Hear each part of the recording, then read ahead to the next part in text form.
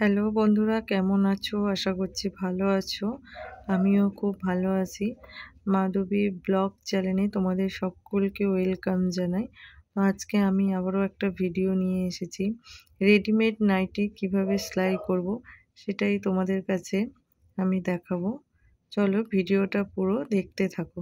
তো নাইটিটা আমি উল্টো দিক করে নিয়েছি। এরপর তোমাদের দেখাবো কোথা থেকে কিভাবে নাইটির উপরে তোমরা সেলাই করবে।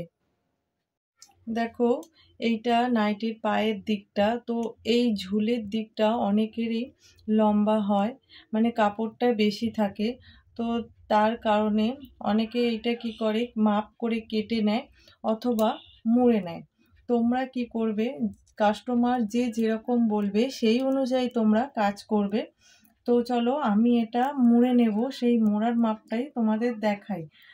দেখো, এখানে আমি নিয়ে নিয়েছি 3 ইঞ্চ। এই যে 3 ইঞ্চে তোমরা দাগ দেবে, দিয়ে মুড়ে নেবে। তো তোমাদের আমি মোড়াটা দেখাবো মেশিনে। তো দেখো, কাস্টমার যদি অনেক সময় বলে এটা কেটে দিতে, তো যদি মাপটা 3 ইঞ্চ বা 4 ইঞ্চ থাকে, তার থেকে তোমরা কি করবে, 3 ইঞ্চ যদি মাপ দেয় তোমরা 2.5 ইঞ্চ নেবে।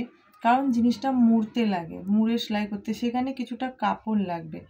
চলো তোমাদের দেখাই এরপরে আমি সেলাইটা। দেখো, এইটা হাতার দিক। তো এইটা অনেকেই চায় যে একটু সেলাইয়ের থেকে, যে সেলাই করা থাকে তার থেকে একটু মুড়ে দিতে। চলো আমরা সেই সেলাইটা করব।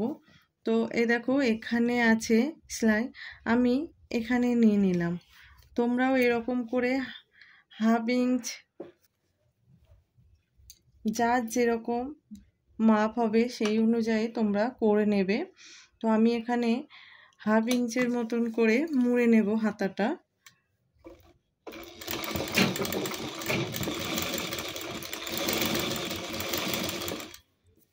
এইভাবে পুরো সোজা সেলাই টেনে দেব সেলাইয়ের ওপর দিয়ে।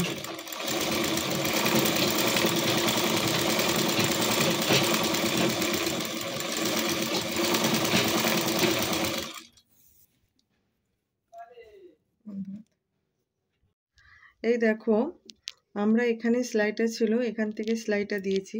তো অপর দিকে যখন আমরা সেলাই করব, তো এইভাবে ঠিক মাপটা নিয়ে নেব। কারণ প্রথম তোমরা আন্দাজভাবে সেলাই করতে পারবে না। তো একটা হাতার ওপরে ঠিক মাপ করে অন্য হাতাটা বসিয়ে নেবে এইভাবে।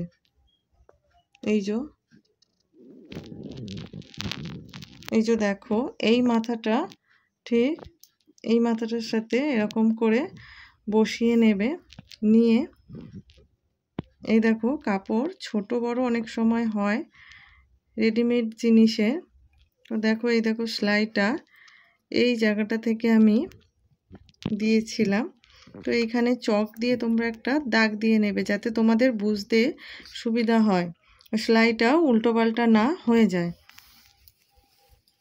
এরপরে আমি সেলাই করে নেব ঠিক ওই চকের দাগের ওপর দিক দিয়ে। একদিকটা তো আমার আগেই হয়ে গেছিল, তো অপর দিকটাও আমি করে নেব ঠিক এইভাবেই, সেলাইয়ের ওপর দিয়ে সোজাভাবে সেলাই টেনে নেব। দেখো, এটা গলার দিক। তো আমরা গলার দিকটাও সেলাই করে নেব। এই যে গলার দিকে একটা কাপড় দিয়ে রিপ করে নেয়, সেই সামনের কুচির দিকটা দেখো, এটা অনেক সময় কি হয়, আমাদের খুলে যায়।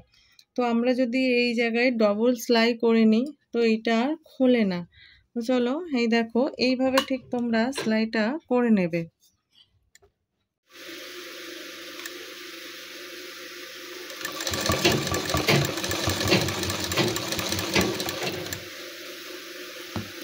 এই দেখো, পায়ের দিকে যে আমি মাপ করে চকের দাগটা দিয়েছিলাম, দেখো তোমরা দেখতে পাচ্ছ, এই দাগ অনুযায়ী আমি এবারে মুড়ে দেব। এই দেখো, ঠিক এইভাবে মুড়বে। এই যে দাগটা, এইটার এরকমভাবে ঠিক মুড়ে দেবে দাগের সমানে।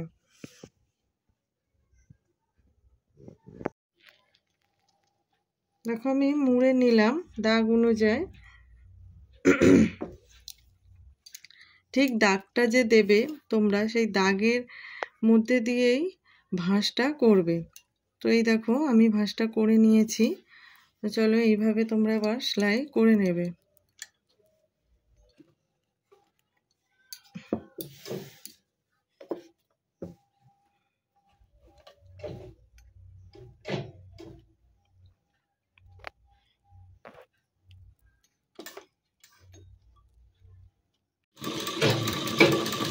এইভাবে ঠিক সেলাইটা করে নেবে। আর সেলাইয়ের যে মোড়াটা সেটা কিন্তু পুরো সমানভাবে তোমরা রাখবে, না হলে কিন্তু কাপড় বেঁকে বেঁকে যাবে আর ঝুলের দিকটাও বেঁকে যাবে। পরবে যখন নাইটিটা তখন দেখবে একদিক উঁচু একদিক নিচু হয়ে গেছে। তো যার কারণে তোমাদেরকে নাইটিটা পুরো সোজাভাবেই যেইভাবে প্রথম মোড়াটা দেবে সেই একই মাপে কাপড়টা রাখার চেষ্টা করবে তোমরা। এইভাবেই পুরো কাপড়টা তোমরা মুড়ে নেবে। এই দেখো নাইটির নিচের দিকটা পুরো আমার মোড়া কমপ্লিট হয়ে গেছে। এই দেখো তোমরাও ঠিক এইভাবে মুড়ে নেবে। তো এটা আমার উল্টো দিক, দেখো সোজা দিকটাও দেখো সেলাইটা ঠিক এইভাবে যাবে। এই দেখো পুরোটাই আমার কমপ্লিট। তো তোমরাও এইভাবে ঠিক সেলাই করে নিও। তো আমার কাজ যদি ভালো লাগে তোমাদের, প্লিজ লাইক কমেন্ট শেয়ার আর এই ছোট্ট চ্যানেলটা সাবস্ক্রাইব করে নিও। চলো আজকের ভিডিওটা এই পর্যন্তই, টাটা।